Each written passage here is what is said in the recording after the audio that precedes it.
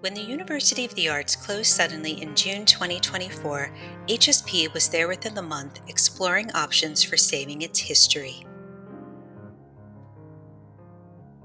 As shocking and heartbreaking as the situation was, perhaps it was kismet, as we had been in touch with the very folks who would become our primary UArts contacts earlier that same year. Over the course of the latter half of 2024, a small team of HSP staff, made up of folks from conservation, archives, and the library, in concert with our UArts friends, located, reviewed, and documented dozens upon dozens of caches of material to salvage across several of UArts buildings. Due to their imminent closure, we had to act decisively while we had access to the collection to determine what complement of material we could eventually haul over to 13th and Locust.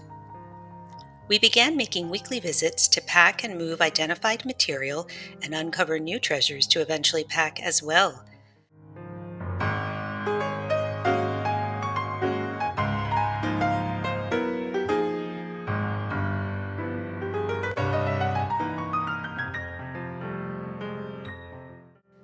To UArt's own institutional archives, which we had to save unquestionably, we added hundreds of containers of papers, photographs, books, and so much else. In the end, the full collection totaled over 600 containers of all shapes and sizes, nearly 1,000 linear feet of material comprising the depth and breadth of UArt's nearly 150-year commitment to the arts and arts education in Philadelphia.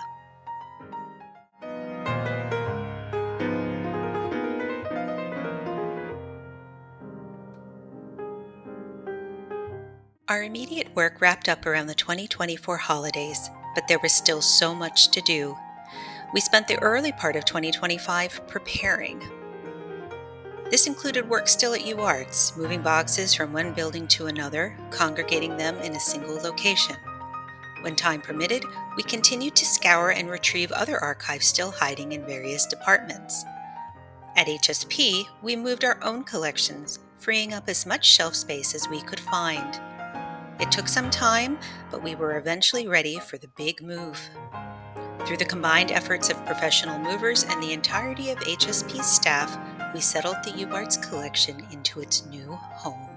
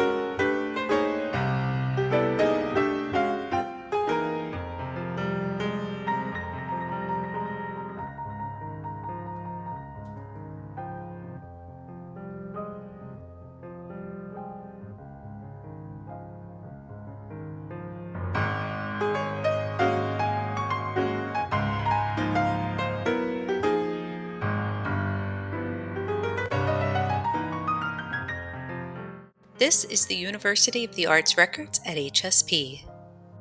With material dating from UArt's founding in 1876 as the Pennsylvania Museum and School of Industrial Art to its tragic closure on June 7, 2024, the collection includes the school's historic institutional archives containing papers of faculty and students, documentation of the schools that merged over time to form UArts, records of the buildings that made up UArts campus, and evidence of the unique and special place the school held within Philadelphia's arts and culture communities.